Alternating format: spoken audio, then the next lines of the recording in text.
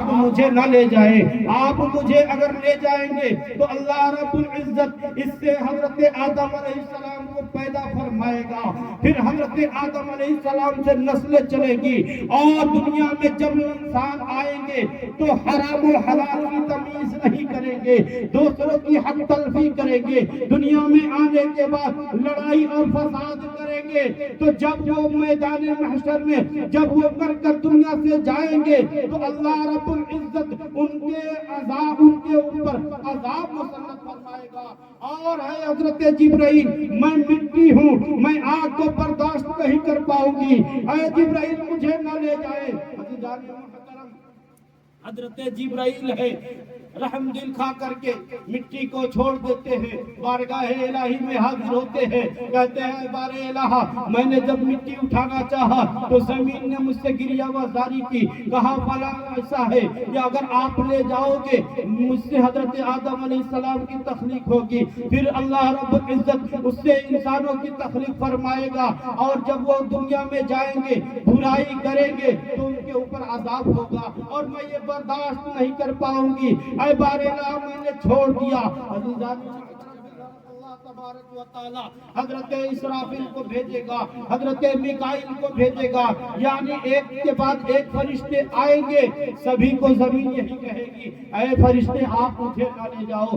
سارے لوگ چلے جاتے ہیں. آخر میں اللہ رب العزت جو ہے حضرت اسرائیل علیہ السلام کو بھیجتا ہے, جاؤ زمین پر ایک مشت مٹی لے کر آؤ.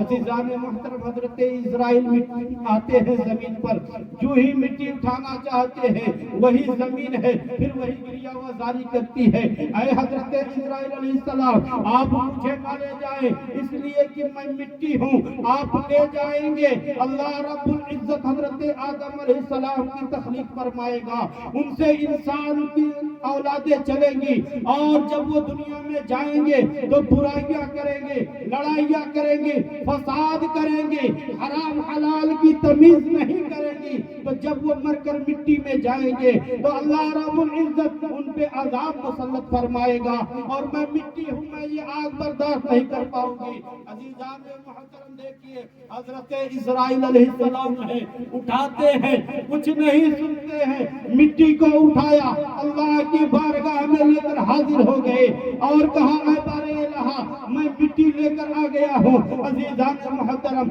حضرت آدم علیہ السلام کی اسی مٹی سے تخلیق ہوتی ہے, اس میں 39 دن تک غم کی بارش ہوتی ہے, اس میں 39 دن غم کی بارش ہوتی ہے, ایک دن خوشی کی بارش ہوتی ہے. اسی لیے فَلْيَضْحَكُوا قَلِيلًا وَلْيَبْكُوا كَثِيرًا, اللہ کا فرمان ہے کہ ہنسو کم رو زیادہ. عزیزان محترم جب حضرت آدم علیہ السلام کی تخلیق ہوتی ہے انسان کی انسانیت بڑھتی ہے, آج ہم دنیا میں آئے گئے. عزیزان محترم ہم نے کبھی سوچا کہ اللہ رب العزت نے ہمیں اشرف المخلوقات بنایا ہے, ہمیں تمام انسانوں میں بہترین شکل و صورت والا بنایا ہے. اپنے قرآن میں فرماتا ہے لَقَدْ خَلَقْنَا الْإِنسَانَ فِي أَحْسَنِ تَقْوِيمٍ کہ ہم نے انسانوں کو اچھی شکل و صورت میں پیدا فرمایا ہے. اے میرے نوجوان بھائیوں, اے میرے بھائیوں, تمام لوگوں سے میں گزارش کرتا ہوں کہ اللہ رب العزت نے آپ کی تخلیق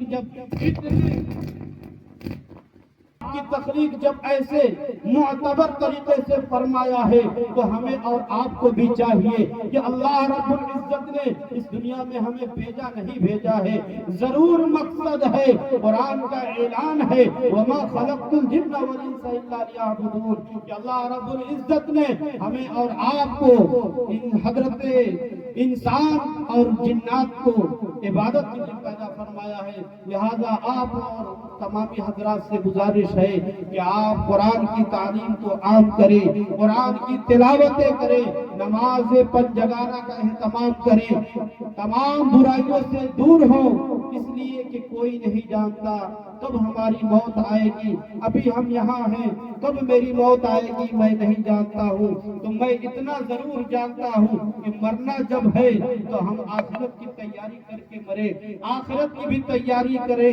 آخرت کی فکر بھی ہمیں رہنی چاہیے. آخرت کی فکر وہی ہے کہ ہم نماز کی پابندی کریں, کہ قرآن کریم کی تلاوت کرے اور غریبوں کا سہارا بنے، یتیموں کا سہارا بنے، بیواؤں کا سہارا بنے اور دوسروں کا ہم تلفی نہ کرے۔ عزیزان محترم، بہت زیادہ کہنے سے بہتر ہے کم کہا جائے، کم پڑھا جائے، اس پہ عمل زیادہ کیا جائے۔ تو اللہ رب العزت کی بارگاہ میں دعا ہے کہ اللہ رب العزت ہمیں اور آپ کو کہنے اور سننے سے زیادہ اس پہ عمل کی توفیق عطا فرمائے۔ استغفر اللہ رب